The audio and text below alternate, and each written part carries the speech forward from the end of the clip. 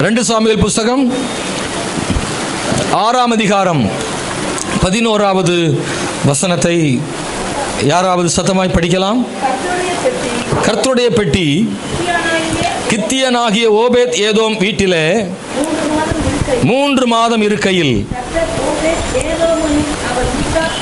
கர்த்தர் ஓபேத் ஏதோமையும் அவன் வீட்டார் அனைவரையும் ஆசீர்வதித்தார். கர்த்தருடைய பெட்டி, இந்த தேவனுடைய பெட்டி, கர்த்தருடைய பெட்டி, யெகோவாவின் பெட்டி, சாட்சியின் பெட்டி, பரிசுத்த பெட்டி என்று சொல்லுகிற ஒரு பெட்டி. இது பழைய ஏற்பாட்டு காலத்தில் ஆசரிப்பு கூடாரத்தில் இருந்த மிக முக்கியமானவைகளில் ஒன்று. இந்த உடன்படிக்கை பெட்டின்ற வார்த்தை மிக கவனத்தில் கொள்ள வேண்டியது. இன்னைக்கு இந்த செய்தி தலைப்பு என்னன்னா, உடன்படிக்கை பெட்டி ஆபத்தா ஆசீர்வாதமானதா? ஏன்னா உடன்படிக்கை பெட்டியை பார்த்தவர்கள் சிலர் அதை ஆபத்தாக பார்த்தார்கள், சிலர் அதை ஆசீர்வாதமாக பார்த்தார்கள். யாருக்கு இந்த உடன்படிக்கை பெட்டி ஆசீர்வாதமாக இருந்தது, யாருக்கு இந்த உடன்படிக்கை பெட்டி ஆபத்தாக இருந்தது? பைபிளை படிக்கும்போது உடன்படிக்கை பெட்டி என்றால் என்ன? தேவன் மனிதனோடு உடன்படிக்கை செய்தார்.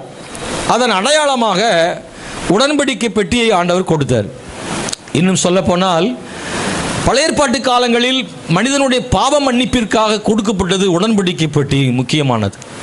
அல்லது தேவனுக்காக, தேவனுக்கு இணையாக, சமமாக தேவனை அடையாளப்படுத்துகிற இடத்துல இந்த உடன்படிக்கை பெட்டி இருந்தது. தேவன் மோசேக்கு சொல்லும் பொழுது, நீ இந்த உடன்படிக்கை பெட்டியை செய்ய வேண்டும், அது சித்தி மரத்தில் செய்ய வேண்டும், அது 4 முழம் நீளமும் 1.5 முழம் உயரம் அகலமும் இருக்க வேண்டும். அதாவது 2.5 முழம் நீளமும் 1.5 முழம் அகல உயரம் இருக்க வேண்டும் என்று அளவும் கர்த்தர் கொடுத்தார். அந்த மரத்தால் செய்யப்பட்ட பிறகு உள்ளும் புறமும் தங்கத்தால் தங்க தகடு பூசப்பட்டதாக இருக்க வேண்டும்.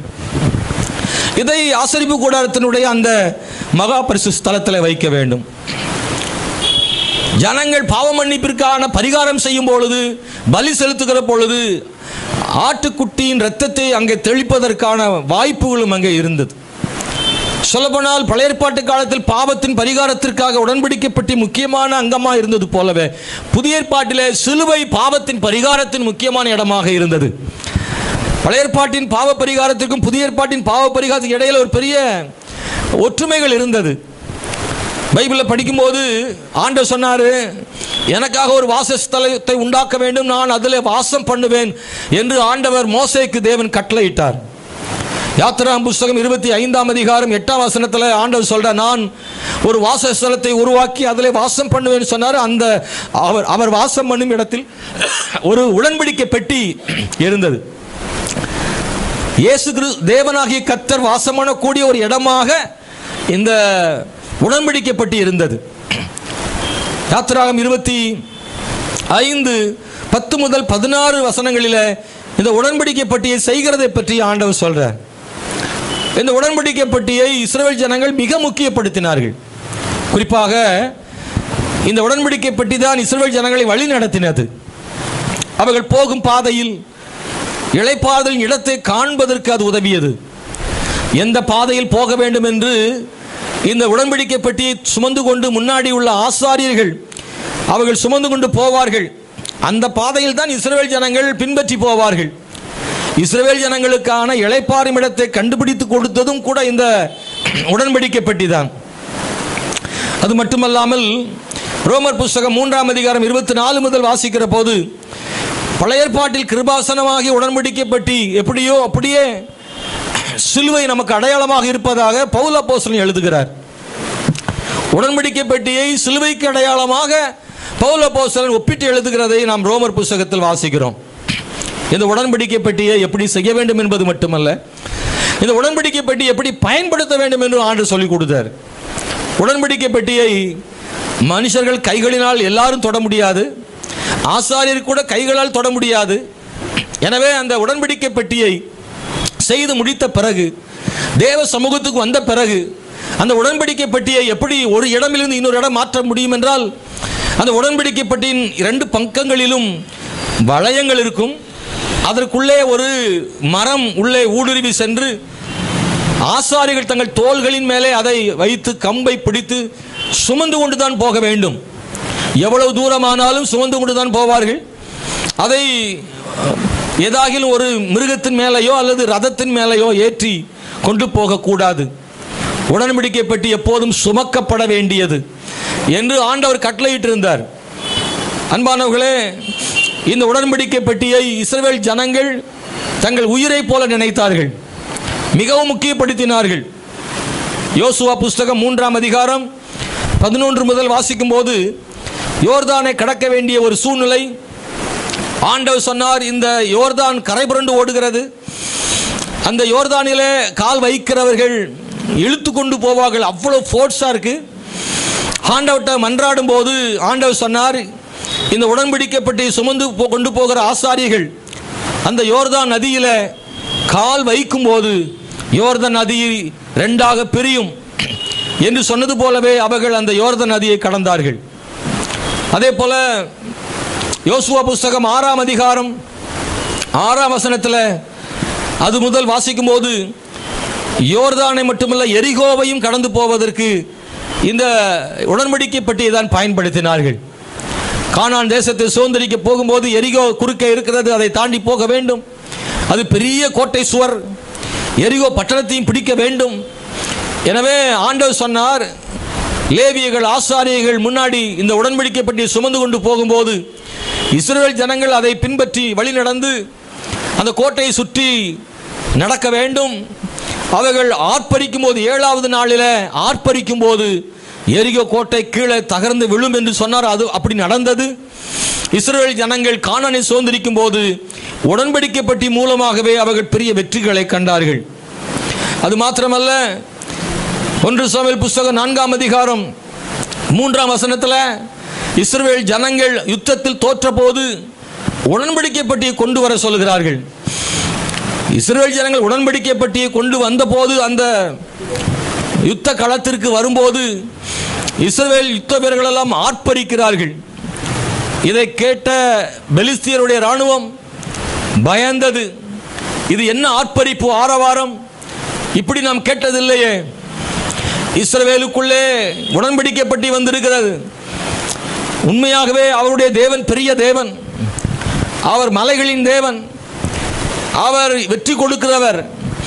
எனவே பெலிஸ்தியரே புருஷராக நின்று யுத்தம் செய்யுங்கள் என்று பயந்து போய் அவளுக்குள்ளே ஒருத்தரை திடப்படுத்தி கொண்டார்கள். இந்த உடன்படிக்கை பற்றி வழிகாட்டியது மட்டுமல்ல, இஸ்ரவேல் ஜனங்களுக்கு போகுமிடமெல்லாம் வெற்றிகளையும் கொடுத்தது. உடன்படிக்கை பெட்டி என்பது தேவனுடைய பிரசன்னத்துக்கு அடையாளமாக இருக்கு. தேவ பிரசன்னம், தேவன் இருப்பதற்கு சமமானது இந்த உடன்படிக்கை பெட்டி. அன்பானவர்களே, ஆனால் இந்த உடன்படிக்கை பற்றி அவர்கள் ஒரு மந்திர பொருளாக பார்க்க ஆரம்பித்தார்கள். இஸ்ரவேல் ஜனங்கள் தாங்கள் எப்படியும் வாழ்ந்து கொண்டாலும் பரவாயில்லை, இந்த உடன்படிக்கை பற்றி இருப்பதால் ஜெயித்து விடுவோம் என்று கர்த்தர் மேல் உள்ள நம்பிக்கையை மாற்றி உடன்படிக்கை பற்றி மேல் வைக்க ஆரம்பித்து விட்டார்கள். ஜனங்களோடு கர்த்தர் இருந்தால் உடன்படிக்கை பற்றி மூலமாக வெற்றி கிடைக்கிறது. ஆனால் இஸ்ரவேல் ஜனங்கள் எங்களுக்கு உடன்படிக்கை பெட்டி மூலமாக வெற்றி கிடைப்பதால் எப்போதெல்லாம் உடன்படிக்கை பெட்டியை கொண்டு போகிறோமோ அப்போதெல்லாம் யோர்தான் பிரிகிறது, எரிகோ விழுகிறது, பெலிஸ்தியர் தோற்று போகிறார்கள், எல்லா வெற்றியும் கிடைக்குது. அப்படின்னா கர்த்தரை விட எது முக்கியமாயிட்டுனா உடன்படிக்கை பெட்டி முக்கியமாயிட்டு, கர்த்தர் இல்லாட்டாலும் பரவாயில்ல, இந்த பெட்டி இருந்தா போதும்னு அவங்க நம்பிக்கை எல்லாம் மாறி போனது. இஸ்ரவேல் ஜனங்கள் பாவம் செய்து தேவனை விட்டு பிரிந்து கர்த்தருக்கு பிரியமில்லாதவைகளை செய்து அவர்கள் எல்லாரும் உடன்படிக்கை பெட்டியை மட்டும் வைத்துக் கொள்ள விரும்பின பொழுது பெலிஸ்தியர்கள் வந்து யுத்தம் செய்து உடன்படிக்கை பெட்டியை சிறைபிடித்து கொண்டு போய்விட்டார்கள். அன்பானவர்களே, ஆனாலும் பெலிஸ்திய தேசத்தில் போன போது அவர்கள் அந்த பெட்டியை வைக்க இயலாமல் அதை ஒரு கோயிலில் கொண்டு தாகோன் சிலை அண்டையில் வைத்த போது அவர்கள் இந்த உடன்படிக்கை பெட்டியை சாதாரணமாக ஒரு பெட்டியை நினைத்து விட்டார்கள். இஸ்ரவேலுக்கு முக்கியமான உடன்படிக்கை பெட்டியை சிறைபிடித்து விட்டோம், எனவே அவர்கள் தேவனை நமக்கு அடிமை என்று நினைத்து அவர்களுடைய கடவுளுக்கு முன்னாடி கொண்டு போய் தேவனாகிய கர்த்தருடைய பெட்டியை அடிமையாக வைத்திருந்தார்கள். அன்னைக்கு ராத்திரியே தாகோன் சிலை கீழே விழுந்தது. அதற்கு பிறகுதான் தெரிந்தது அவர்கள் இல்லை, தேவனாகிய கர்த்தர் இஸ்ரவேலின் தேவன் சர்வ வல்லமை உள்ளவன் புரிந்து கொண்டார்கள். அந்த தேசம் முழுவதும் மூல வியாதியினால் பாதிக்கப்பட்டார்கள். 6 மண்டலங்களாக பெலிஸ்தியர் பட்டணம் இருந்தது. ஒவ்வொரு பட்டணங்களாக மாற்றினாங்க. எல்லா இடத்துக்கும் போனால் எல்லா பட்டணங்களையும் மூல வியாதியினால் பிடித்து அவர்கள், நான் சுருக்கமாக சொல்லுகிறேன், இறுதியில் அந்த பெட்டியை கொண்டு வந்து இஸ்ரவேலுக்கு அனுப்பிவிட்டார்கள். அந்த பெட்டி மறுபடியும் இஸ்ரவேலுக்கு வந்தது. அது சாமுவேல் தீர்க்கதரிசியின் காலங்களிலே சீலோவில் வைக்கப்பட்டிருந்தது. ஏலியின் காலங்களிலே அது அங்கே தேவ ஆலயத்தில் அங்கே இருந்தது, கூடாரத்தில் இருந்தது. அதற்கு பிறகு சவுல் ஆட்சி பண்ணினான், ராஜாவானான். நியாயாதிபதிகள் காலத்திலும் சவுலுடைய காலங்களிலும் இந்த உடன்படிக்கை பெட்டியை பற்றிய பெரிய தெளிவு ஒன்றும் அங்கே இல்லை. அல்லது நியாயாதிபதிகளோ அல்லது ராஜாக்களிலே முதல் ராஜாவான சவுலோ உடன்படிக்கை பெட்டியை பற்றி ஒன்றும் கவலைப்படலை.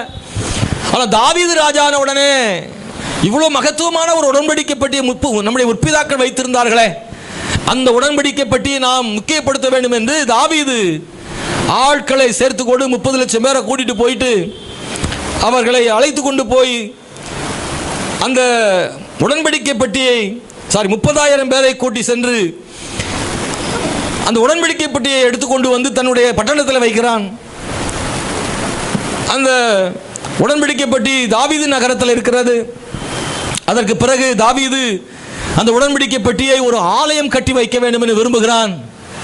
தேவனோ அந்த ஆலயத்தை கட்ட தாவீதுக்கு அனுமதி கொடுக்கல. உன் குமாரனாகிய சாலமோன் கட்டுவான் என்று சாலமோன் ஆலயம் கட்டினான். அந்த ஆலயத்தில் உடன்படிக்கை பெட்டி வைக்கப்பட்டது. அதற்கு பிறகு சாலமோனுடைய ஆலயத்தில் தேவ மகிமை இருந்தது. ஆசாரியர்கள் வேலை செய்ய முடியாத அளவுக்கு தேவ மகிமை இந்த ஆலயத்தை நிரப்பிற்று. உடன்படிக்கை பெட்டி தேவாலயத்தில் சாலமோனுடைய ஆலயத்தில் நீண்ட காலமாக இருந்தது. அதற்கு பிறகு உடன்படிக்கை பெட்டியை பற்றி கடைசியாக நாம் வாசிக்கிற ஒரு வேத பகுதி 2 நாளாகமம் 35ஆம் அதிகாரம் 3ஆம் வசனத்திலே படிக்கும்போது, யோசியா ராஜா காலத்தில் இந்த உடன்படிக்கை பெட்டியை அவன் தேவாலயத்தில் மறுபடியும் புதுப்பித்ததாக சொல்லப்பட்டிருக்கிறது. இடையிலே பல ராஜாக்கள் வந்து இந்த ஜனங்களை தேவனை விட்டு பிரித்ததனாலே மறுபடியும் பலர் வந்து உடன்படிக்கை பெட்டி மறந்து போனார்கள். ஆனால் யோசியா ஒரு நல்ல ராஜா, அவனுடைய காலத்தில் வந்து பஸ்காவை அனுசரித்தான். தேவன் காலாகாலமாக இஸ்ரவேல் ஜனங்கள் கை கொள்ள வேண்டிய முறைமைகளை கர்த்தர் சொல்லியிருந்தார்ல, அது எல்லாமே நிறைய ராஜாக்கள் கைவிட்டுட்டாங்க. ஆகாப் முதற்கொண்டு பல ராஜாக்கள் கர்த்தரை மறந்து தூரம் போய் விக்கிரக ஆராதனை செய்து அந்நிய தேவர்களை வழிபட்டு இஸ்ரவேல் ஜனங்களை திசை திருப்பி அநேக பாகால் தோப்புகளை உண்டாக்கி உண்மையான தேவனுடைய நாமத்தை மகிமைப்படுத்தாமல் போனார்கள். ஆண்டவருடைய வழிமுறைகளையும் ஆண்டவருடைய ஆராதனை முறைமைகளையும் கைவிட்டு விட்டார்கள்.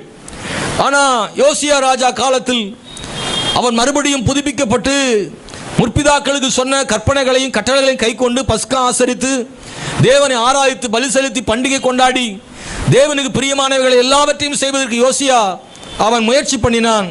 அப்போது அந்த ஆலயத்தில் உடன்படிக்கை பெட்டி மறுபடியும் வைக்கப்பட்டதாக, புதுப்பிக்கப்பட்டதாக, மக்களுக்கு அடையாளம் காட்டப்பட்டதாக இருக்கிறது. இந்த உடன்படிக்கை பெட்டி அதற்கு பிறகு என்ன ஆயிற்று என்ற ஒரு கேள்வியினால் அது என்ன ஆயிற்று என்று பைபிளில் சொல்லப்படவே இல்லை.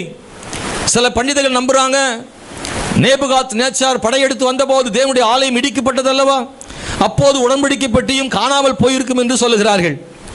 ஆனால் இன்னைக்கும் இந்த உடன்படிக்கை பெட்டியை பற்றியதான தகவல்கள் தேடி பார்த்தால் பலர் நம்புறாங்க. இது இங்கிலாந்தில் இருக்கின்றாங்க, சிலர் ஸ்வீடனில் இருக்கின்றாங்க, இது எங்கேயோ ஒரு சுரங்கத்துக்குள்ளே இருக்கிறதாக சொல்கிறாங்க. பல்வேறு கருத்துக்கள் வந்து இந்த உடன்படிக்கை பெட்டியை பற்றி இன்னும் கருத்துக்கள் இருக்கு. ஆனால் உடன்படிக்கை பெட்டி எங்கே இருக்கிறது என்று யாருக்கும் சரியாக தெரியாது. உடன்படிக்கை பெட்டி என்றும் பேழை என்றும் சொல்லப்படுகிறது. ஆனால் கடைசியாக யோவான் அப்போஸ்தலன் வெளிப்படுத்தின விசேஷத்தில் எழுதும்போது 11ஆம் அதிகாரம் 19ஆம் வசனத்தை படிக்கும்போது, கிறிஸ்துவின் 2ஆம் வருகைக்கு பிறகு அந்த உடன்படிக்கை பெட்டி மறுபடியும் காணப்படும், ஜனங்கள் அதை காண்பார்கள் என்று அவர் எழுதுகிறார். உடன்படிக்கை பெட்டியினுடைய மகத்துவத்தை நாம் புரிந்து கொண்டோம். உடன்படிக்கை பெட்டி என்பது நம்முடைய வாழ்க்கையில் தேவன் கொடுத்த தேவ பிரசன்னத்துக்கு சமமாக இருக்கு. இப்போ நமக்கு உடன்படிக்கை பெட்டி நம்மகிட்ட இல்லை, ஆனால் அதற்கு இணையாக தேவ சமூகம் இருக்கிறது, தேவ பிரசன்னம் இருக்கிறது. பழைய ஏற்பாட்டு காலத்தில் உடன்படிக்கை பெட்டி தேவ சமூகம் இருப்பதற்கான அடையாளமாக அது இருந்தது. ஆனால் இன்னைக்கு உடன்படிக்கை பெட்டி இல்லை, ஆனால் அதற்கு இணையான தேவ சமூகம் நம் நடுவில் இருக்கிறது. என் சமூகம் உனக்கு முன்பே செல்லும் என்று ஆண்டவர் சொன்னார். அது இந்த உடன்படிக்கை பெட்டியை தான் குறித்ததாக கூட இருக்கக்கூடும். ஏன்னா உடன்படிக்கை பெட்டி தான் இஸ்ரவேலுக்கு முன்னாடி போனது. அதைத்தான் ஆண்டவர் இப்படி சொல்லியிருக்க கூடும், என் சமூகம் உங்களுக்கு முன்னாடி போகும்னு கர்த்தர் சொன்னது. எனவே அவருடைய பிரசன்னம், அவருடைய சமூகம், அதுக்கு அடையாளம் தான் இந்த உடன்படிக்கை பெட்டி. இந்த இவ்வளவு மகத்துவமான இந்த உடன்படிக்கை பெட்டியை அவருடைய பிரசன்னத்துக்கு அடையாளமாக நாம் வைத்திருக்கிறோம். நான் குறிப்பிட்ட அந்த வேத வசனம் 2 சாமுவேல் 6ஆம் அதிகாரம் 11ஆம் வசனத்திலே படிக்கும்போது அங்கே ஒரு சம்பவம் அங்கே சொல்லப்பட்டிருக்கு. நீங்கள் கூர்ந்து கவனித்தால், தாவீது இந்த உடன்படிக்கை பெட்டியை தான் ராஜாவான உடனே தாவீது நகரத்துக்கு எடுத்துக்கொண்டு வருகிறான். அப்படி வரும்போது எப்படி உடன்படிக்கை பெட்டியை கொண்டு வர வேண்டுமோ அப்படி அவன் கொண்டு வராமல், உலக மக்களின் வழக்கத்தின்படி ஒரு ரதத்தில், புது ரதத்தில் ஏற்றி அங்கே மாடுகள் பூட்டி அந்த ரதத்தின் மேலே உடன்படிக்கை பெட்டியை வைத்து அவர்கள் கொண்டு வந்து கொண்டிருக்கிறார்கள். ஆனால் நாகோனின் களம் இருக்கிற இடத்துக்கு வந்தபோது அந்த மாடுகள் மிரண்டு பெட்டி அசைத்தபடியால் ஊசா என்கிறவன் தேவனுடைய பெட்டியினிடமாய் தன் கையை நீட்டி அதை பிடித்தான். அப்பொழுது கர்த்தருக்கு ஊசாவின் மேல் கோபம் உண்டு. அவனுடைய துணிவு நிமித்தம் தேவன் அங்கே அவனை அடித்தார். அவன் அங்கே தேவனுடைய பெட்டி அண்டையே செத்தான். அப்பொழுது கர்த்தர் ஊசாவை அடித்தது நிமித்தம் தாவீது விசனப்பட்டு அந்த ஸ்தலத்திற்கு இந்நாள் மட்டும் வழங்கி வருகிற பேரேஸ் ஊசா என்னும் பெயரிட்டான். தாவீது அன்றைய தினம் கர்த்தருக்கு பயந்து, கர்த்தருடைய பெட்டி என்னிடத்தில் வருவது எப்படி என்று சொல்லி அதை தன்னிடத்தில் தாவீது நகரத்தில் கொண்டு வர மனதில்லாமல் கித்தியனாகிய ஓபேத் ஏதோமின் வீட்டிலே கொண்டு போய் வைத்தான். அல்லேலூயா. எல்லாம் உற்சாகமாக இருக்கீங்களா? கூர்ந்து கவனிக்கிறீங்களா? உங்களுக்கு கண்ணுக்கு முன்னாடி இந்த சம்பவம் வந்திருக்கா?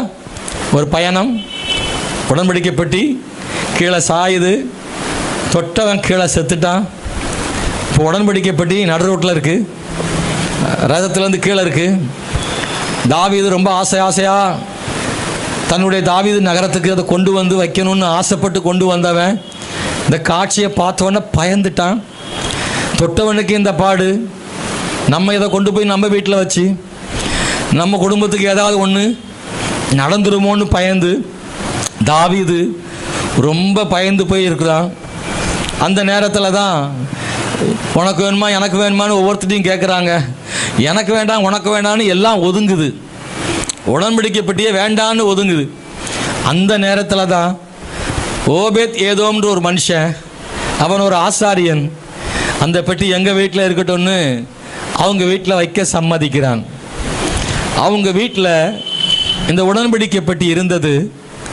3 மாதம் அவனுடைய வீட்டில் இருக்கையில் கர்த்தர் ஓபேத் ஏதோம் வீட்டை ஆசீர்வதித்தார். உடன்படிக்கை பெட்டியினால் ஒருத்தன் மரித்திருக்க, அதே உடன்படிக்கை பெட்டியினால் ஒரு குடும்பம் வாழ்ந்தது, ஒரு குடும்பம் ஆசீர்வதிக்கப்பட்டது. கர்த்தர் அவன் குடும்பத்தை ஆசீர்வதித்தார். இந்த ஒரே உடன்படிக்கை பெட்டி தான், ஒருவன் வீழ்ந்து கிடக்கிறான், ஒருவன் வாழ்ந்து ஆசீர்வதிக்கப்படுகிறான். அப்போ இதுக்கு இடையில என்ன நடக்கு? இதுக்கு என்ன காரணம்? இந்த உடன்படிக்கை பெட்டி ஆபத்தானதா ஆசீர்வாதமானதா? இதுதான் கேள்வி. இந்த உடன்படிக்கை பெட்டியை ஆபத்தாக பார்த்தவங்களும் இருக்காங்க, ஆசீர்வாதமாக பார்த்தவங்களும் இருக்காங்க. இந்த உடன்படிக்கை பெட்டியை ஆசீர்வாதமாக ஆபத்தா அப்படின்னு கேட்டால், உடன்படிக்கை பெட்டியை எப்படி பயன்படுத்துகிறோமோ அதை பொறுத்து தான் அது ஆசீர்வாதமாக இருக்கிறது, ஆபத்தாக இருக்கு. தேவன் உடன்படிக்கை பெட்டியை அவர்தான் கொடுத்தார்.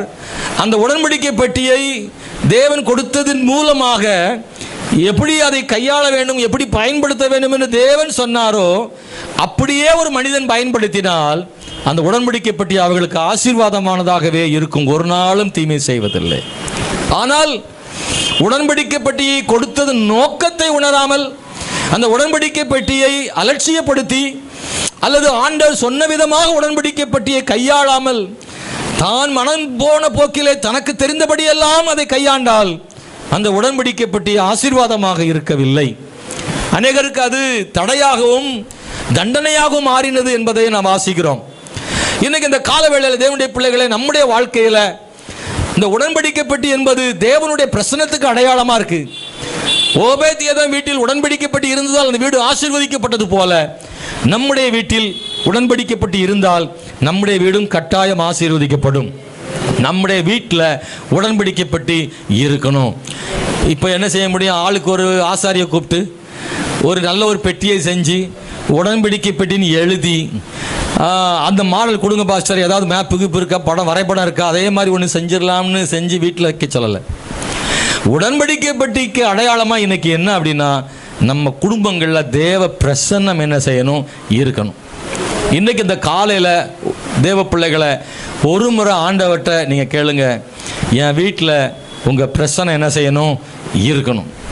தேவ பிரசன்னம் எங்கே இருக்கோ அந்த இடம் ஆசீர்வாதமானது. ஓபேத்ஏதோம் வீட்டில் தேவ பிரசன்னத்துக்கு அடையாளமாக உடன்படிக்கை இருந்ததுனால 3 மாசத்துல தான் அந்த வீடு ஆசீர்வதிக்கப்பட்டுருச்சு.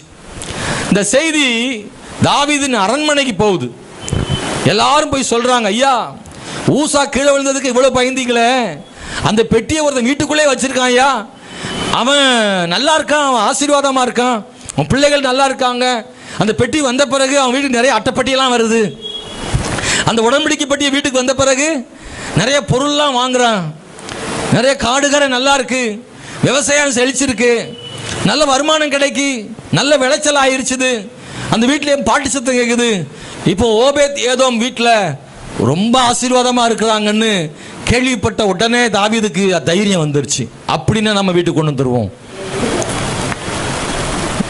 ஊசாய் கீழே கிடந்த உடனே வேண்டானவன் ஓபேத்ஏதோம் ஆசீர்வதிக்கப்பட்ட உடனே கொண்டா கொண்டா கொண்டா உடன்படிக்கைப்படி தூக்கு எங்க வீட்டுக்கு.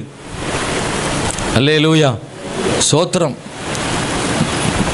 கஷ்டம் வரும்போது ஒதுங்கிக்கிற ஆளு லாபம்னு வரும்போது என்ன செய்யுது? ஓடு. அப்படி நிறைய இருக்கு. அல்லேலூயா. சில குடும்பங்கள்லாம் அப்படி இருக்கும். அப்பாவை பார்க்க மாட்டான், அம்மாவை பார்க்க மாட்டான் மகன். அது மகா வீட்டில் உட்காந்து சாப்பிட்டு கிடக்கும். அது ஏதோ கஞ்ச கூழ குடிச்சிக்கிட்டு அது வாட்டுக்கு அந்த பிள்ளை பார்த்துக்கிட்டே கிடக்கும். ஒரு குறிப்பிட்ட வயசு வந்த உடனே அந்த அப்பா செத்துருவார். உடனே மகன் பெரிய உரிமையாக வந்துடுவார். கொண்டா பணத்தை கொண்டு நான் தான் நினைச்சுவேன், அடக்கம் பண்ண எங்கள் வீட்டுக்கு கொண்டு வா அப்படின்னு தூக்கிட்டு போய் அவங்க வீட்டில் வச்சுக்கிடுவார். நல்லா கவனிக்கலாம். ஊரே என்ன செய்யணும்?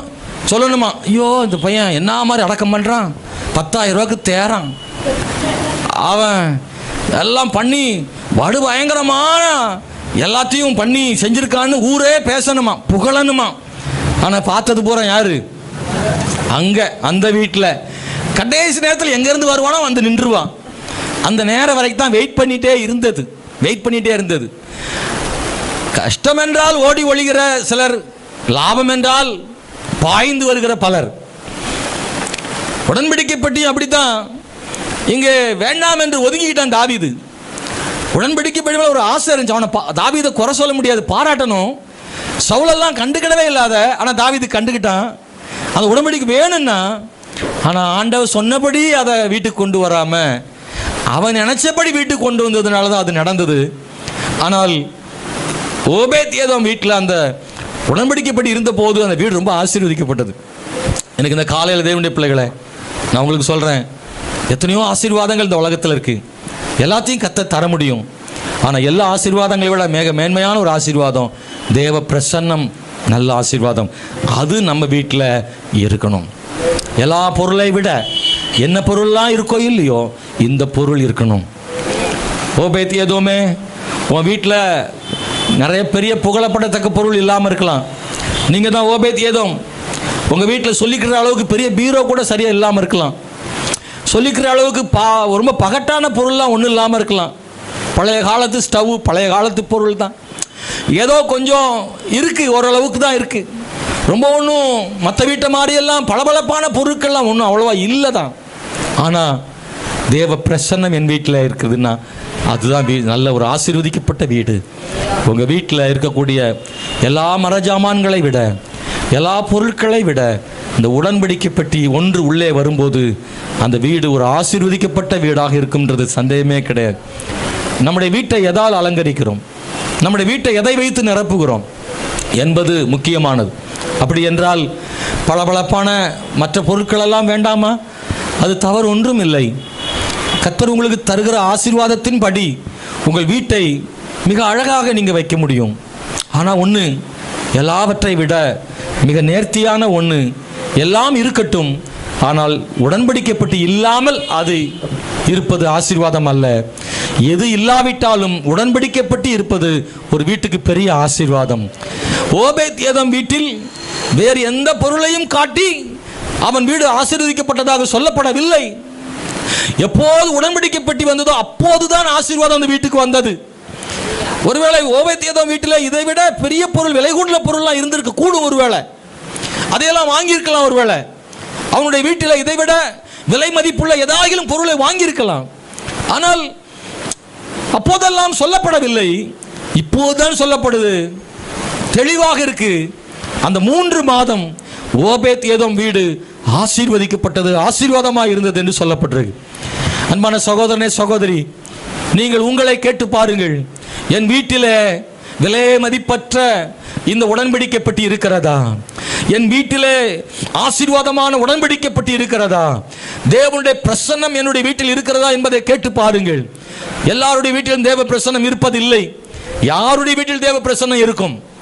யாருடைய வீட்டில் உடன்படிக்கைப்பட்டி இருக்கும்? யாருடைய வீட்டில் தேவ சமூகம் இருக்கும் என்று கேட்டால் அதற்கான பதில் ஓபேத் ஏதோமை தான் நாம் கேட்க வேண்டும்.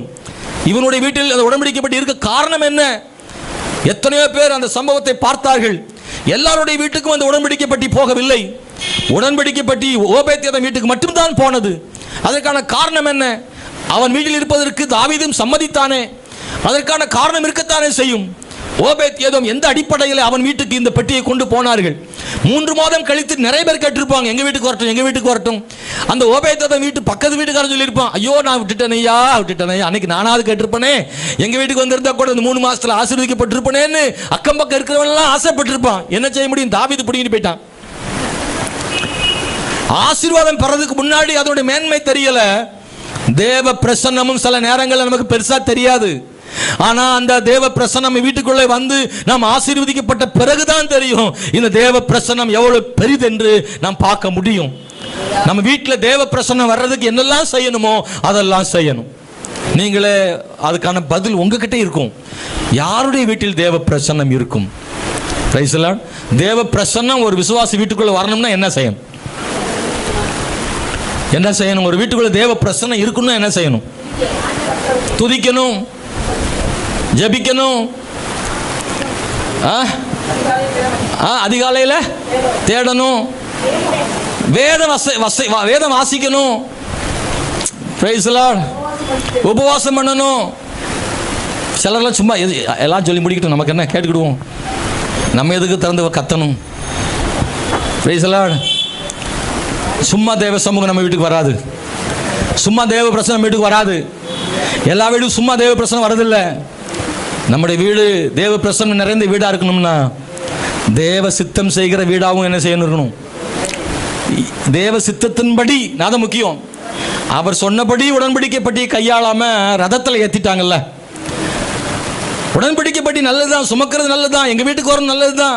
ஆனா அது எப்படி செய்யணும்னா தேவன் சொன்னபடி, தேவ சித்தப்படி, அவர் விரும்புகிறபடி செய்கிற ஒரு குடும்பம் இருக்குல்ல, அந்த குடும்பத்துல தான் தேவ பிரசன்னம் என்ன செய்யும்? இருக்கும். அல்லேலூயா. இந்த தேவ பிரசன்னத்தை நாம் வாஞ்சிப்போமாக. நம்முடைய குடும்பத்துக்குள்ள தேவ பிரசன்னம் வரட்டும். அதை விரும்புங்க. அந்த தேவ பிரசன்னத்தை விரும்புங்க. எந்த வீடு நான் வேதத்தில் வாசிக்கிற போது நான் சொல்ல விரும்புகிற அன்பானவர்களே, இந்த மனிதனை பற்றி நான் சொல்றேன். ஓபேத் ஏதோம் வீட்டில் தேவ பிரசன்னம், தேவ வெட்டி இருக்க காரணம் என்ன தெரியுமா? நம்பிக்கை இல்லாத சூழ்நிலையிலும் விசுவாசித்தான், அதை ஏற்றுக்கொண்டான். ராஜாவே 2 ராஜா வேண்டான போதும் அந்த பெட்டியை அவன் சம்மதித்தான். முதல்ல சொல்றேன், நம்பிக்கை இல்லை. கண்ணுக்கு முன்னாடி ஊசா படுத்து கிடக்கான். ஹலோ, அதான் முக்கியம். கண்ணுக்கு முன்னாடி ஊசா படுத்து கிடக்கிறான். அந்த பெட்டியால, அந்த தேவனுடைய பெட்டியை என் வீட்டுக்கு உடன்படிக்கை பெட்டியை கொடுங்கன்னு சொல்லி தன் வீட்டுக்குள்ளே ஏற்றுக்கொண்டான் என்றால், நம்பிக்கையே இல்லாத சூழ்நிலையிலும் கர்த்தரை நம்புகிற அந்த நம்பிக்கை ரொம்ப முக்கியமானது. அவனுடைய தைரியத்தை பாராட்டணும். இதை கண்ணுக்கு முன்னாடி ஒருத்தன் வீட்டுக்கு கொண்டு வரான்னா உண்மையில் அவனை பாராட்டணும். ராஜாவே, உடன்படிக்கைப்பட்டி விரும்பின ராஜாவே, இப்பொழுது நான் எப்படி இதை கொண்டு போகன்னு யோசிக்கிற இடத்துல அவன் அதை ஏற்றுக்கொண்டான்னா அதையும் நம்பணும்.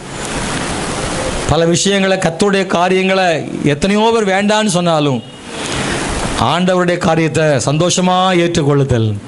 எங்க வீட்டுக்கு உடன்படிக்கைப்பட்டி வரட்டும். அல்லேலூயா.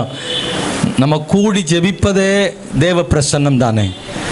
எப்போ ஒரு என்ன சொல்லியிருக்கு, 2-3 பேர் கூடி என் நாமத்தினாலே கூடி வரும்பொழுது நான் அங்கே என்ன செய்கிறேன், அவர்கள மத்தியில் இருக்கிறேன்.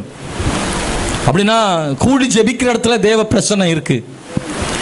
ஆனால் அநேக நேரத்தில் இந்த உடன்படிக்கை பற்றி உங்கள் வீட்டுக்கு கொண்டு விட்டுமான நிறைய பேர் வேண்டான்றிய. ஹலோ, அநேக நேரம் சபையில் கேட்டிருக்கேன், சிஸ்டர் இந்த வாரம் யார் வீட்டில் பெண்கள் ஜெபம் வைக்கலாம், இந்த பெட்டி எங்களுக்கு வேண்டாம், பயமாக இருக்குது, ஊசா. நிறைய பேர் இந்த பெட்டி வேண்டான்ட்டாங்க. உபவாச ஜெபம் வைக்கலாமா, வீடுகள் தோறும் வைக்கலாம், யார் வீட்டில் உபவாச ஜெபம். பல நேரங்களில் நம்முடைய வீடுகளில் இதுபோல் உடன்படிக்கைப்பட்டிக்கு சமமாக தேவ பிரசன்னம் தான், ஜெபம் தான் காரணம். உங்கள் வீடுகளில் ஜெபம் நடத்துவோம், தேவ அல்லமும் வரட்டும், உங்கள் வீட்டுக்கு ஆசீர்வாதம் வரட்டும். உங்கள் வீட்டில் உட்கார்ந்து நல்ல பாடி ஆராதனை பண்ணி தேவ சமூகத்தில் ஜெபம் பண்ணுவோம். உங்கள் வீட்டில் உள்ள கட்டுகளை தேவன் உடைப்பார், உங்கள் குடும்பத்துக்கு ஒரு நன்மை வரட்டும், உங்கள் வீட்டில் ஜெபம் பண்ணுவோம். அப்படின்னா எங்கள் வீட்டில் வைங்க, உங்கள் வீட்டில் வைங்க, கேட்கறதுக்கு ஆள் இல்லை. எல்லாரும் வேண்டான்னு சொல்லும் போதும் அங்கே ஒரு ஓபேத்ஏதம் ஒருத்தர் சொல்கிறான், இல்லை எல்லாரும் வேண்டானாலும் எங்கள் வீட்டில் பெண்கள் ஜெபம் வைங்க பாஸ்டர் அப்படின்னு சொல்கிற ஒரு ஓபேத்ஏதம் என்ன செய்கிறாருன்னா இருக்கிறார். ஜெபத்தை விரும்புகிறவர்கள், கர்த்தரை விசுவாசிக்கிறவர்கள், உடன்படிக்கைப்பட்டின் மேல் நம்பிக்கை வைக்கிறவர்கள், தேவ பிரசன்னம் இருந்தால் நம்முடைய வாழ்க்கை ஆசீர்வதிக்கப்படும், குடும்பம் உயர்த்தப்படும், தேவ பிரசன்னத்தால் நம்முடைய வீடு நிரப்பப்பட வேண்டும் என்று விரும்புகிற ஒரு கூட்டம் இருக்குல்ல, அதுதான் ஓபேத்ஏதோமுடைய வீடு. இன்னைக்கு இந்த காலவேளையில் தேவனுடைய பிள்ளைகளை நீங்கள் தேவ பிரசன்னத்தை விரும்புகிறவர்களாய் மாற ஆண்டவர் கிருபை செய்வாராக. நான் உங்களை குற்றப்படுத்துவதற்காக சொல்லல, நீங்கள் தேவனுடைய பிரசன்னத்தை விரும்பக்கூடிய ஆட்களாக இருங்க. ஒருவேளை பெண்கள் ஜெபமோ ஃபாஸ்டிங் பிரேயர் உங்கள் வீட்டில் ஒரு ஜெபமோ அது மட்டும் நான் சொல்லலை. நீங்களே உங்கள் வீடுகளில் ஜெபிக்கிறவர்களாய் மாறுங்கள். இது மட்டும்தான் தேவ பிரசன்னத்தை கொண்டு வரும் நான் சொல்லலை. தேவ பிரசனத்தை நம்ம வீட்டுக்கு கொண்டு வர்றதுக்கு, தேவ பிரசனத்தை அனுபவிப்பதற்கு இதுபோல கூட்டங்கள் அவசியமாக இருந்தாலும் கூட, அது அல்லாமல் கூட ஒரு வீட்டார் அவர்களே ஜெபிக்கும் போதும் தேவ பிரசன்னம் வரும். அந்த குடும்பத்தாரே தேவ சமூகத்தில் மன்றாடும் போது, அழும்போது, ஜெபிக்கும் போது தேவ பிரசன்னம் அந்த வீட்டின் மேல் இறங்கி வரும். எந்த வீட்டில் ஜெபம் இருக்கிறதோ அந்த வீட்டிலே தேவ பிரசன்னம் இருக்கும். நான் சொல்ல விரும்புகிறது, இந்த ஓபேத்ஏதோம் வீட்டில் அவன் எதையும் எதிர்பார்க்காம அந்த பெட்டியை கொண்டு வச்சான். ஓபேத்ஏதோம் எதையும் எதிர்பார்க்கல. இந்த பெட்டியை நான் வீட்டில் வச்சுருந்தேன்னா தாவீது என்ன கொடுப்பாரு, எவ்வளோ கிடைக்கும், அப்படிலாம் எதிர்பார்க்கறதுனால செய்யலை. நம்முடைய வாழ்க்கையில் எதையும் எதிர்பார்த்து செய்யாது இருக்கும்போது தேவன் எதிர்பாராதது நமக்கு அவர் செய்வார். ஆண்டவர்கிட்ட அவர் எனக்கு செஞ்சாலும் சரி, ஆண்டவர் எனக்கு செய்யாமல் போனாலும் சரி, என்னை ஆசீர்வதிச்சாலும் சரி, அவர் ஆசீர்வதிக்காட்டாலும் சரி, என்னை உயர்த்தினாலும் உயர்த்தாட்டாலும் சரி, என் ஜெபம் கேட்டாலும் கேட்காட்டாலும் சரி, நான் அவருடைய பிள்ளையாக இருப்பேன். அவர் பிரசன்னம் எனக்கு தேவை. ஆண்டவருடைய பிரசன்னம் எனக்கு எதுவுமே செய்யாட்டாலும் அவர் பிரசன்னம் எனக்கு வேணும் அப்படின்னு நினைக்கிறவனுக்கு அவருடைய பிரசன்னம் ஏதாவது ஒன்று செய்யும். நீங்க நல்லா புரிஞ்சுக்கோங்க. ஆண்டவருடைய பிரசன்னம் வந்துட்டா எனக்கு கோடி கொட்டணும் அப்படிலாம் நம்ம எதிர்பார்க்க வேண்டியதில்லை. எனக்கு ஒன்றுமே நடக்காட்டாலும் பரவாயில்ல, கர்த்தர் எனக்கு வேணும், அவர் பிரசன்னம் எனக்கு வேணும், அப்படி விசுவாசிக்கணும். ஆண்டவர் நிச்சயமாக கைவிடுவதில்லை, அவர் ஏதாகிலும் ஒன்றை செய்வார். நான் ரெண்டாவது ஒன்றை சொல்ல விரும்புகிறேன், நேரம் குறைவாக இருக்கு.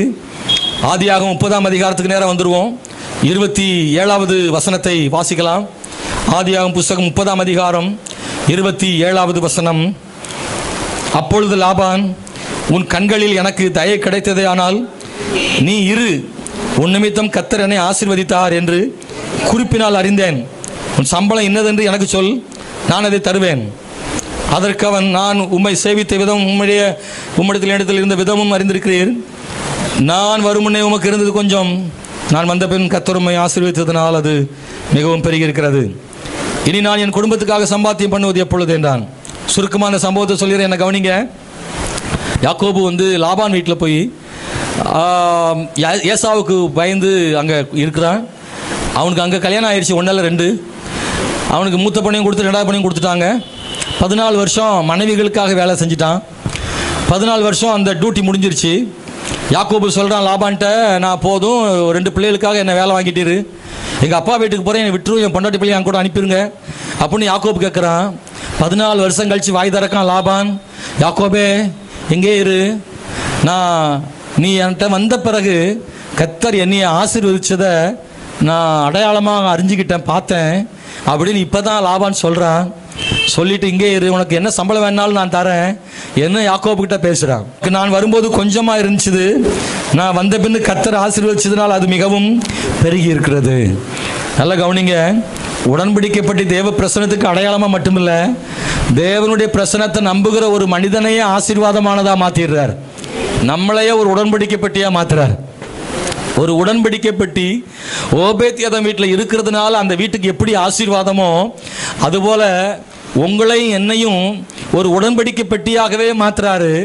தேவ பிரசனம் நிறைந்த வீடாக மட்டுமல்ல, தேவ பிரசனம் நிறைந்த மனிதனாகவும் நம்மை மாற்றுகிறார். நம்மேல் தேவ பிரசனம் இருந்தால் நாம் இருக்கும் இடமும் ஆசீர்வாதமாக அமையும். நல்ல கவனிங்க, தேவ பிரசனம் இருக்கிற வீடு ஆசீர்வதிக்கப்படுவது போலவே நம்மேல் தேவ பிரசனம் இருந்தால் நாம் இருக்கிற வீடும், நாம் இருக்கிற கம்பெனியும், நாம் இருக்கிற அலுவலகமும், நாம் இருக்கிற உறவினர் வீடும், நாம் போகும் இடமும், நாம் போகிற பஸ்ஸும், நாம் பயணிக்கிற இடமும், நான் எங்கெல்லாம் இருக்கிறோம் அந்த இடமெல்லாம் கூட என்னால் ஆசீர்வதிக்கப்படும் கர்த்தர் சொல்றார். Praise the Lord. யாக்கோபு என்ன அவ்வளவு புனிதமான ஆளானா? இல்ல. ஆமா, யாக்கோபு எப்படிப்பட்ட ஆளு? அவன் பேரை எத்தன்னு சொல்லியிருக்கு. ஏமாற்றுகிறவனா? சரி, அவன் ரொம்ப ஆசீர்வாதமா இருக்கானா? இல்ல, கோலும் கையுமா தான் அவனும் வந்திருக்கானா. அவனும் ஒன்னும் கொண்டு வரல. நல்லா கவனிங்க, தேவனால் ஆசீர்வதிக்கப்பட்ட மனிதன் கையில வெறும் கோலும் கை இருந்தாலும், கர்த்தரால் ஆசீர்வதிக்கப்பட்ட தேவ பிரசன்னமுடைய ஒரு மனிதனாக இருந்தால் அவனாலே ஆசீர்வாதங்கள் பலருக்கு கிடைக்குமா. யாக்கோபு போன பிறகுதான் லாபானுக்கு நிறைய கிடைச்சிருக்கு. கொஞ்சம் ஆடு மாடு தான் வச்சிருந்திருக்கான். யாக்கோபு போனதுல இருந்து பார்த்தா குட்டி 4, 8, 10 குட்டி பெருகி போச்சு. ஏராளமான ஆசீர்வாதங்களை யாக்கோபு மூலமா லாபம் பெற்றுக்கொண்டான். அந்த குடும்பம் ஆசீர்வதிக்கப்பட்டது. இதுக்கெல்லாம் காரணம் என்ன? பார்க்கறதுக்கு யாக்கோபு சாதாரணமான ஆளுதான், தகுதி இல்லாதவனை போலதான் அவனை தெரியுது. சில நேரம் நம்மளை பார்த்தா தகுதி இல்லாத ஆள் மாதிரி தான் தெரியும். ஆனா இன்னொரு பக்கம்னு ஒன்று இருக்குல்ல, அந்த பக்கம் அவன் ஆண்டவர்கிட்ட கரெக்டாக இருந்திருக்கான். ஒரு பக்கம் பார்த்தா இதெல்லாம் செஞ்சிருக்கிறான், ஆனால் ஆண்டவரை ஒரு நாள் அவன் மறக்கலை. தேவனுக்கு கொடுக்குற இடத்த அவன் விடலை. யாக்கோபின் வாழ்க்கையில் ரொம்ப முக்கியம், கர்த்தர் யாக்கோபோடு இருந்தார்னு பைபிள் இருக்கு. ரொம்ப முக்கியம் கவனிக்கணும். ரொம்ப அவசியம் தேவை. தேவ பிரசனத்தால் நிரப்பப்பட்ட ஒரு ஆசீர்வாதமான மனிதனாக நம்ம இருக்கணும் அப்படின்னா நம்பர் 1 தேவை, கர்த்தர் நம்மோடு இருக்கணுங்க. Praise the Lord. உங்களை நீங்களே கேட்டு பாருங்களேன், கர்த்தர் என் கூட இருக்கிறாரா? நான் முதல்ல கேட்ட கேள்வியை தாரா, எப்போ ஒரு தேவ பிரசனம் இருக்குன்னு கேட்டேன்ல, அதே மாதிரி ஒரு மனுஷனோட கர்த்தர் எப்போ இருப்பார் அப்படின்னா அதுக்கும் அதே பதில் தான். எந்த ஒரு மனுஷன் தேவ சித்தம் செய்கிறானோ, எந்த ஒரு மனுஷன் தேவனுக்கு முக்கியத்துவம் கொடுத்து பாவம் செய்யாமல் தன்னை பாதுகாத்து கொள்கிறானோ, ஜெபத்துக்கும் தேவனுடைய வார்த்தைகளுக்கும் எவன் முக்கியத்துவம் கொடுக்குறாளோ அவனோடு அவளோடு கர்த்தர் இருப்பார். ரொம்ப முக்கியம். யாக்கோபோடு தேவன் இருந்தார்னா நாமும் கர்த்தரை தேடணும், நம்மோடும் ஆண்டவர் இருப்பார். யாக்கோபின் மூலமாக லாபான் வீடு ஆசீர்வதிக்கப்படுவது அளவுக்கு யாக்கோபு ஒன்றும் பெரிய ஆள் இல்லை. யாக்கோபுக்குள்ளே இருந்த கர்த்தரால் நடந்தது. யாக்கோபு லாபான் வீட்டுக்கு போன போது லாபான் வீடு ஆசீர்வதிக்கப்படுறது காரணம் யாக்கோபோட கர்த்தரும் போனார். யாக்கோபோட கர்த்தர் இருந்ததுனால லாபான் வீடு ஆசீர்வதிக்கப்பட்டது. இதை நாம் மனதில் கொள்ள வேண்டும். அன்பானவர்களே, லாபான் யாக்கோபை சம்பளத்தை ஏமாற்றினான், திருமணத்தில் ஏமாற்றினான். எல்லா ஏமாற்றப்பட்ட நேரத்திலும் கூட கர்த்தர் யாக்கோபை கைவிடல, கர்த்தர் யாக்கோபை பெருக பண்ணினார். லாபான் என்னெல்லாம பண்ணி பார்க்குறான், யாக்கோபை ஒன்றும் இல்லாமல் ஆக்கிடணும்னு சதி திட்டங்களை தீட்டிகிட்டே இருக்கான். யாக்கோபு மதுரையில் யூனிவர்சிட்டியில் படித்தா, அவன் சென்னை யூனிவர்சிட்டியில் படித்தால் யாரு? லாபான். அவரு எக்ஸ்பீரியன்ஸான ஆள். யாக்கோபு என்னமெல்லாம பண்ணி பார்க்குறான், ஆனால் லாபான் அதை விட அதிகமாக பண்ணுறான். ஆண்டவர் பார்த்தாரு, லாபானை என்ன பண்ணாலும் சரி, யாக்கோபு என்னை நம்பி இருக்கான், அதனால் அவனை நான் ஆசீர்வதிச்சே தீருவேன்னு அவனை ஆசீர்வதிச்சிட்டு. உங்களுக்கு விரோதமாக யார் சதி பண்ணாலும் நீங்கள் கர்த்தரை மட்டும் சாதணும். நான் உண்மையை சொல்கிறேன், உங்கள் கூட ஆண்டவர் இருந்தால் ஒன்று யாரும் அசைக்க முடியாதுங்க. சொல்லுங்கள் பக்கத்தில், கர்த்தர் கூட அந்த யாரும் அசைக்க முடியாதுங்க. கர்த்தர் உங்கள் கூட அந்த யாரும் உங்களை அசைக்க முடியாது, உங்களை ஒன்றும் பண்ண முடியாது. என்ன வேணால் பண்ணி பார்க்கட்டும். பிரதர் சிஸ்டர், நான் உங்களுக்கு சொல்கிறேன், என்ன வேணாலும் பண்ணட்டும், கடைசியில் கர்த்தர் கைவிட மாட்டார். ஒன்றும் பண்ண முடியாதுங்க. அவங்களே எல்லாம் பண்ணிட்டு கடைசியில் பார்த்தா நோ யூஸ், எதுவுமே நடக்கலை அப்படின்னு அவங்களே சோர்ந்து போயிடுவாங்க. எதை பற்றியும் கவலைப்படாதீங்க, கர்த்தரை மாத்திரம் உறுதியாக பிடிச்சிக்கோங்க. ஹல்லேலூயா. இன்னைக்கு இந்த காலவேளை தேவனுடைய பிள்ளைகளே, யாக்கோபு வாழ்க்கையில் பெரிய ஆசீர்வாதம். கர்த்தர் அவனோடு இருந்தார். ரெண்டாவது என்ன தெரியுமா காரணம்? யாக்கோபு கூட கர்த்தர் இருக்கிறது காரணம், அல்லது யாக்கோபு நிமித்தம் லாபான் ஆசீர்வதி காரணம், அவன் ஜெபிக்கிறவனாக இருந்தான். ஜெபம் ரொம்ப அவசியம் தேவை. ஜெபம் அவசியம் தேவை. இந்த ப்ரேயர் நிறைய பேருக்கு தெரியும், ஆனால் ஜெபிக்கிறது இல்லை. ஜெபம் ரொம்ப கம்மி. சிலருக்கு ஜெபிக்கவே தெரியல. ஜெபிக்க தெரிஞ்சவங்களுக்கு ஸ்தோத்திரம். நிறைய பிள்ளைகளுக்கு ஜெபிக்க தெரியல. பெற்றோர்களே, உங்கள் பிள்ளைகளுக்கு ஜெபிக்க தெரியுமா? உங்கள் வீட்டில் ஜெபம் நடக்கா? குடும்ப ஜெபம் இருக்கா? வீட்டில் ஜெபத்துக்கு ட்ரைனிங் கொடுக்குறீங்களா? நான் பார்க்குறேன், சண்டே ஸ்கூல் பிள்ளைகிட்டையும் கேட்டாலும் ஜெபிக்க தெரியல. யூத் மீட்டிங்கில் வாலிபர்கள்ட்ட கேட்டால் கூட ஜெபிங்கன்னா, இல்லை நாளைக்கு ஜெபம் பண்ணுறேன்னு. ஜெபம் பண்ண தெரில, எப்படி ஆரம்பிக்க எப்படி முடிக்குன்னு தெரில. ஜெபம் ரொம்ப அவசியம் தேவை. நீங்கள் ஜெபிக்க பழகணும். பெற்றோர்களுக்கு அன்பாக சொல்கிறேன், பிள்ளைகளுக்கு எதெல்லாம் ட்ரைனிங் கொடுக்குறோம்ல, ஆம்பளை பையனா ஒரு ட்ரைனிங், பொம்பளை பிள்ளைனா ட்ரைனிங், எல்லாத்துக்கும் ட்ரைனிங் தர்றோம். 4 பிள்ளைக்கு நம்மளை கஞ்சி ஊற்றுவான் இல்லையா? அதனால் இப்போமே பார்த்தீங்கன்னா அட்டி துரத்தி கொண்டு ஸ்கூலில் விட்டுடுறோம். பட்டி அப்போ தான் முன்னேற முடியும். அதுக்கு ரிஸ்க் எடுக்கிறோம். பார்த்து டீச்சர்கிட்ட சொல்கிறோம், என் பிள்ளை எப்படியாவது மார்க் எடுக்கணும்னு டீச்சர்கிட்ட போய் அழுதுட்டு நிற்குது. பெற்றோர் மார்க் எடுக்க அழுகுது. அப்பா என்ன செய்கிறாரு, பையனை இப்போமே சொல்லி கொடுத்தாதானு சொல்லி சைக்கிளை ஓட்டி அவனை உட்கார வச்சு தள்ளிக்கிட்டே போகிறாரு. அவங்க ஒரு பக்கமாக இழுத்துக்கிட்டே போகிறான், பின்னாடியே போகிறாரு. அப்பாவுக்கு ஆசை, பையன் எப்படியா சைக்கிள் ஓட்டிடணும்னு சைக்கிள் ஓட சொல்லி தர்றாங்க. பொம்பளை பிள்ளையானா வெண்ணி வைக்கிறது, காப்பி போட சொல்லி கொடுக்குறது. நாளைக்கு போகிற வீட்டில் அவன் சொல்லுவானே, நீ வாமா உன் மாமியாலும் கூப்பிட்டு உட்கார வைப்பானே, ஒன்றும் தெரிலன்னா அப்படின்னு. இப்போவுமே பொம்பளை பிள்ளைக்கு எல்லாம் சொல்லி கொடுத்து ட்ரைனிங் கொடுத்து, சப்பாத்தி சுட சில கல்ல தோசைக்களை மாற்றி வச்சு சுட்டு கருப்பாயிருது. எப்படியோ ஒன்று சொல்லி மொதல் நாள் அந்த பிள்ளைகள் செய்யும்போது ஒன்றுமே தெரியாது. 2வது நாள் பழகிரும். சொல்லி கொடுத்து அந்த பிள்ளைகளுக்கு சமையலில் ட்ரைனிங், சைக்கிள் ஓட்ட ட்ரைனிங், பாத்திரம் விளக்க ட்ரைனிங், துணி துவைக்க ட்ரைனிங், வீடு ஓட்ட ட்ரைனிங்கு, பொருள் அடுக்கிறதுக்கு ட்ரைனிங், வீட்டில் என்னெல்லாம சொல்லி அந்த பிள்ளைகளுக்கு ட்ரைனிங் கொடுக்குறோமே. ஒரு நாளாவது இப்படி தாண்டா ஜெபிக்கணும்னு சொல்லி கொடுத்துருக்கீங்களா? ஒரு நாளாவது கண்ணை மூடு இப்படி சொல்லு எழுதி கொடுத்து, பரிசுத்த பிதாவே உம்முடைய நாமத்துக்கு ஸ்தோத்திரம், ஆண்டவர் எங்களை ஆசீர்வதி வழி நடத்தும், இயேசுவின் நாமத்தில் பிதாவே அப்படின்னு ஒரு கட்டுரை எழுதுறதுக்கு சொல்லி கொடுக்குற மாதிரி சொல்லி கொடுத்துருக்கலாமே.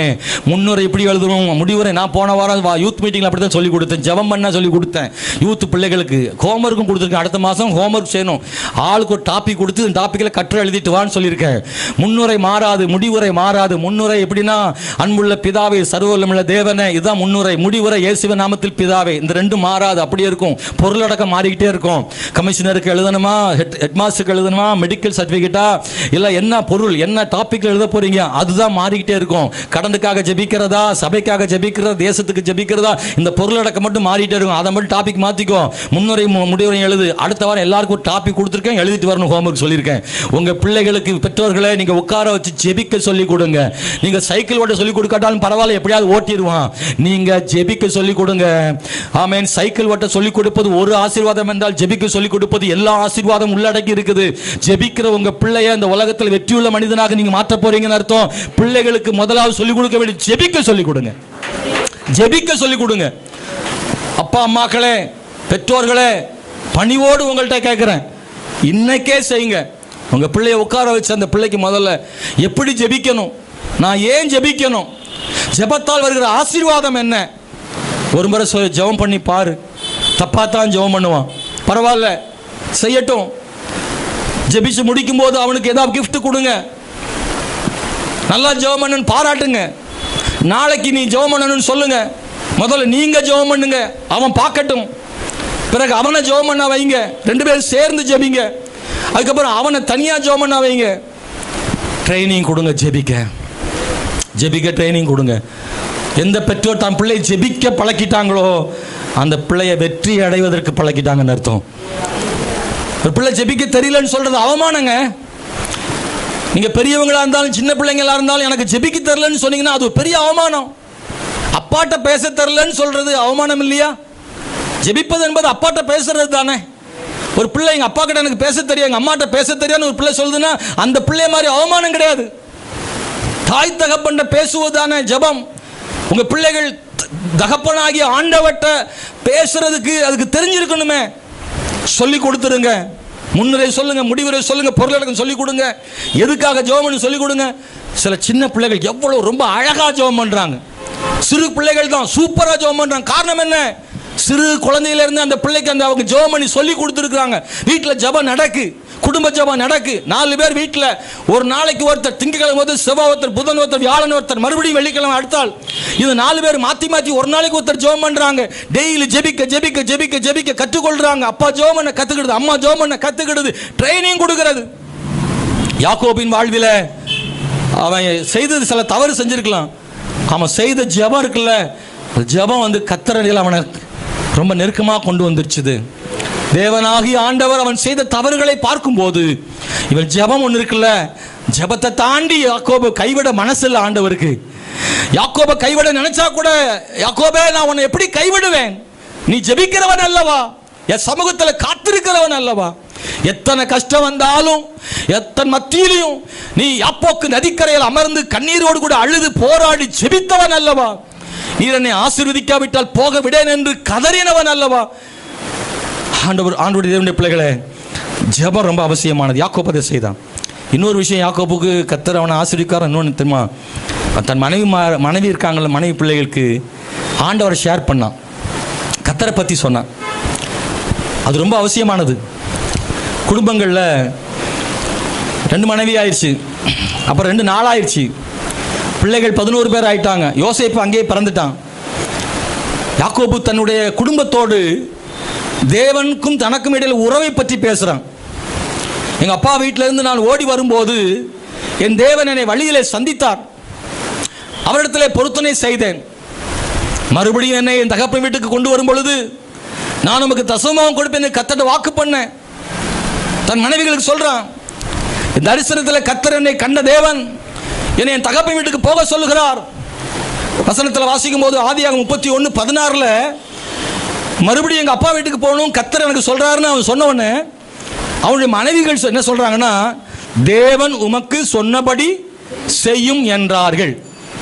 அப்படின்னா கர்த்தரை பற்றிய பழக்கமே இல்லாத லாபான் வீட்டில் பெண்ணெடுத்தவன் அந்த பெண்களுக்கு தேவனுடைய வல்லமைகளை பற்றி போதித்திருக்கிறான், ஷேர் பண்ணியிருக்கிறான். இல்லாட்டா அவங்க சொல்ல மாட்டாங்க, அப்படி உமக்கு கர்த்தர் என்னவெல்லாம் சொல்ல அப்படி செய்யும்னு சொன்னாங்களே, அதெல்லாம் முடியும், எங்கள் அப்பா வீட்டில் தான் இருப்பேன்னு அடம் பிடிக்கலையே, அதில் இங்கே தான் இருப்பேன், எங்கள் அப்பா ஆராதனை செய்த சொரூபங்களை தான் ஆராதிப்பேன், எங்கள் அப்பாவுடைய விக்கிரகத்தை தான் ஆராதிப்பேன், நீ சொல்கிறபடி உம்முடைய ஆண்டவரை ஆராதிக்க மாட்டேன்னு பெண்கள் பிடிவாதம் பண்ணலை. யாக்கோபு சொன்னவனே சொல்றாங்க, உம்முடைய தேவன் சொன்னபடியே செய்வோம், செய்யும். அப்படின்னா 14 வருஷமா ராகேலுக்கும் லேயாளுக்கும் பிள்ளைகளுக்கும் இந்த யாக்கோபு ஆண்டவரை பற்றி பகிர்ந்திருக்கிறான், பேசியிருக்கிறான், சொல்லியிருக்கிறான். வீட்டில் அங்கே சம்பாஷணம் நடந்திருக்கு. ஒவ்வொரு சகோதரனும் தன் வீட்டில் தேவனை பற்றிய ஒரு பகிர்ந்தல் அவசியம் தேவை. சகோதரர்களே, சகோதரிகளே, உங்கள் வீடுகளில் கணவனோ மனைவியோ பிள்ளைகளோ உங்கள் வீட்டில் நீங்கள் வந்து சாப்பிடும் போதோ மற்ற நேரங்கள்லையோ பைபிளை பற்றி தேவனை பற்றி ஷேர் பண்ணுறீங்களா? நீங்கள் ஜெபித்ததை பற்றி சொல்கிறீங்களா? கர்த்தர் உங்களுக்கு வாக்கு பண்ணினதை பற்றி பிள்ளைகளுக்கு எடுத்து சொல்கிறீங்களா? கடந்து வந்த பாதைகளில் உங்களுடைய நெருக்கங்களில் கண்ணீர்களில் தேவன் செய்த அற்புதங்களில் பிள்ளைகளுக்கு சொல்கிறீங்களா? அப்பா, நான் ஒரு காலத்தில் ரொம்ப கண்ணீரோடு வாழ்ந்தேன், ரொம்ப கைவிடப்பட்டிருந்தேன், கர்த்தர் தான் என்னை கை தூக்கினார், அவருடைய கிருபையினால் தான் இருக்கிறேன்ப்பா, நீ பார்த்து கொண்டு தானே வருகிறாய், நம்ம குடும்பத்தை நீ பார்க்கறிய, என் தேவன் எனக்கு என்னவெல்லாம் செய்தார் உனக்கு தெரியுமா, அவரே என் மரண படுக்கையில் என்னை தூக்கி எடுத்தார்னு பிள்ளைகளுக்கு ஆண்டவருடைய வல்லமைகளை பற்றி நீங்கள் சொல்றீங்களா? ரொம்ப அவசியம் தேவை. உங்கள் பிள்ளைகளுக்கு நீங்கள் விதைக்கிற ஒவ்வொரு சின்ன சின்ன விதையும் கூட ஒரு நாள் அது ஒரு பெரிய மரமாக வளர்ந்து உங்களை போல பல மடங்கு விசுவாசம் உள்ள ஆட்களாக உங்கள் பிள்ளைகள் மாறணும்னா நீங்கள் சிறு வயதில் இந்த பிள்ளைகளுக்கு போதிக்கிறவங்களா மாறணும். தேவையற்ற உலக பிரகாரமான காரியங்களை நீங்கள் உட்கார்ந்து பகிர்ந்து கொள்கிறதை விட வேதத்தை பற்றியும் அவர் உங்களுக்கு தனிப்பட்ட முறையில் செய்த வல்லமைகளை பற்றியும் சபையை பற்றியும் ஊழியங்களை பற்றியும் தேவன் செய்த வல்லமைகளை பற்றி சொல்லுங்க. உலக நாடுகளில் தேவனுடைய ஊழியம் எப்படி வளர்கின்றது பேசுங்க. வசனம் இன்றைய நடைமுறைக்கு ஒத்து வருமா என்பதை பேசுங்கள். இன்றைய உலகத்தில் வசனம் என்ன கற்றுக் கொடுக்கின்றதை பேசுங்கள். வசனத்தையும் தேவனுடைய வார்த்தைகளையும் வல்லமைகளையும் பேசுகிற ஒரு குடும்பம் ஒரு ஆரோக்கியமான குடும்பமா இருக்கும். அந்த குடும்பம் செழிப்பான குடும்பமா இருக்கும். அது ஒரு பரிசுத்தமான குடும்பமா இருக்கும். வீட்டுக்குள்ள நீங்க தயவு செய்து சொல்றேன், கர்த்தரை பற்றி பேசுங்கள். யாக்கோபு தேவன் அவ்வளவு ஆசீர்வாதமா வைக்க காரணம் அதை அவன் செய்தான். மூணாவது ஒன்று சொல்லி முடிக்கிற நேரம் ஆயிடுச்சு. ஆனாலும் 39:5 ஆதியாகமத்தில் நீங்கள் படிச்சீங்கன்னா யோசேப்பின் வாழ்க்கையை பற்றி நாம் படிக்கிறோம். யோசேப்பின் வாழ்க்கையை பற்றி சுருக்கமாக நான் சொல்லி முடிச்சிடுறேன். 39:5 அவனை தன் வீட்டுக்கும் தன் உண்டான எல்லாவற்றுக்கும் விசாரணைக்காரனாக்கினது முதற்கொண்டு கர்த்தர் யோசேப்பு நிமித்தம் அந்த எகிப்தியன் வீட்டை ஆசீர்வதித்தார். வீட்டிலும் வெளியிலும் அவனுக்கு உண்டானவர்கள் எல்லாவற்றிலும் கர்த்தருடைய ஆசீர்வாதம் இருந்தது. இங்கே ஒரு ஆசீர்வதிக்கப்பட்ட ஒரு மனுஷனை பார்க்குறோம். இந்த போர்த்திபாருடைய வீடு ஆசீர்வதிக்கப்படுவதற்கு காரணம் என்ன தெரியுமா? யோசேப்பு அந்த வீட்டுக்குள்ள வந்த நாள் முதற்கொண்டு, அல்லேலூயா, இந்த யோசேப்பின் மேல் தேவன் இருந்தார், தேவ பிரசன்னம் இருந்தது, அவன் ஆசீர்வதிக்கப்பட்டவனாக மாறினான். நான் அதுக்கு 3 காரணம் சொல்கிறேன். ஒன்று, யாக்கோபு மாதிரி தான் இவனோடும் யோசேப்போடு கர்த்தர் இருந்தார்னு நிறைய இடத்துல சொல்லியிருக்கு. யோசேப்போடு கர்த்தர் இருந்தார். சும்மாலாம் யோசேப்பு மேலே ஆசீர்வாதம் இல்லை. சும்மாலாம் போர்த்திபார் யோசேப்பு மூலமாக ஆசீர்வதிக்கப்படலை.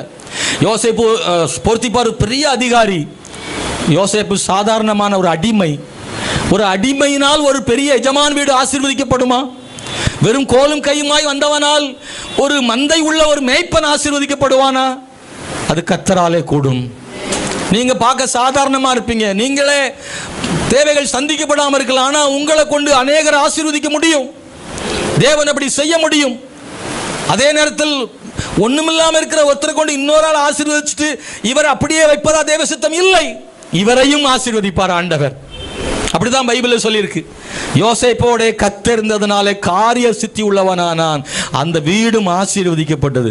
2, கர்த்தர் அவனோடு இருப்பதை, அவன் செய்வதை எல்லாம் கர்த்தர் வாய்க்க பண்ணுவதை போர்த்திபார் கண்டுபிடித்தான். கண்டான் இருக்கு, கண்டு அப்படின்னு இருக்கு. நல்லா கவனிங்க, பார்த்தான். அது ரொம்ப முக்கியமானது. ஒன்று தெரியுமா உங்களுக்கு? யோசேப்புடைய கர்த்தர் இருக்காருன்னு, யோசேப்பு செய்யறதெல்லாம் வாய்க்குதுன்னு, யோசேப்பு கூட ஆண்டவர் இருக்காருன்னு போர்த்திபார் கண்டுபிடிச்சிட்டான். கவனிச்சுட்டே இருந்திருக்கிறான். நம்ம வாழ்க்கையில் நிறைய போர்த்திபார் நம்மளை பார்த்துட்டே இருக்காங்க. இவங்க கூட இயேசு இருக்காரான்னு. சும்மா வெறும் பைபிள் தூக்கிட்டு தான் போத ஒளி இவரு கூட ஆண்டவர்கள் நினைச்சிடப்படாது. யோசேப்பு அங்கேயும் போகிறது இங்கேயும் போகிறதையும் அவன் செய்கிற வேலைகளெல்லாம் பார்த்தான். அதெல்லாம் சக்ஸஸ் ஆகுது. யோசேப்பின் ஒவ்வொரு நடவடிக்கைகளையும் போர்த்திபார் பார்த்துக்கிட்டே இருக்கிறான்.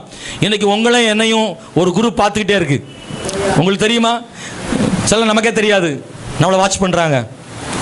உங்கள் வீட்டுக்கு மேலே உள்ள வாட்ச் பண்ணுது. நீங்கள் படியில் மேலே ஏறி போது உங்களை பார்த்துக்கிட்டே இருக்கு.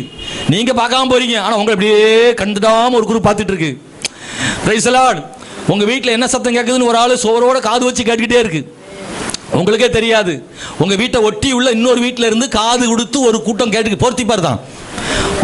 உங்களுக்கு ஒரு போர்த்திபார் இருக்காருல்ல, அந்த போர்த்திபார் என்ன செய்யறாருன்னா, டக்குன்னு ஒரு சத்தம் கேட்டா கூட அமைதியாரு, என்னமோ சத்தம், எலிசபெத்தாக்கா வீட்டில் ஒரு சத்தம் கேட்குது, எல்லாம் அமைதியாரு அப்படின்னு நம்ம வீட்டில் கேட்குற சத்தத்தை ஒட்டு கேட்கறதுக்கு ஒரு கூட்டம் பக்கத்து வீட்டில் இருக்கு.